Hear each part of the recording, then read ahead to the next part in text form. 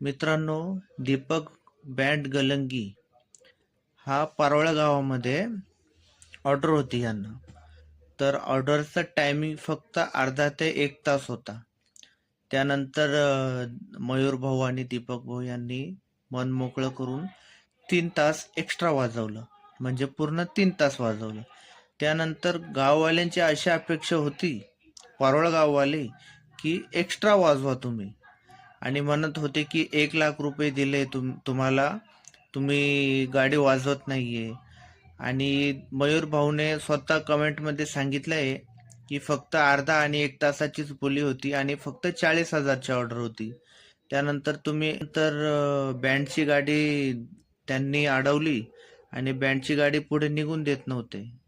तर आता मयूर भाऊने स्वतः कमेंट केली आहे, हे तुम्ही वाचून घ्या. आणि मित्रांनो, 1 तासाच्या बोलीवर दीपक भाऊने 3 तास वाजवलं आणि तरीही एक्स्ट्रा वाजवायला सांगताय, एक्स्ट्रा टायमिंग करायला सांगताय. असं खूप चुकीचं आहे मित्रांनो. बँडवाल्यांसाठी काहीतरी युनिटी पाहिजे, युनियन पाहिजे. असं काही झाल्यानंतर बँडवाल्यांनी एका दुसऱ्या बँडवाल्याला सपोर्ट केला पाहिजे. म्हणजे ऑन द स्पॉट तर लगेच सपोर्ट नाही होत, पण मग नंतर काही गोष्टी केल्या पाहिजे, की असं घडलं नाही पाहिजे काही गोष्टी.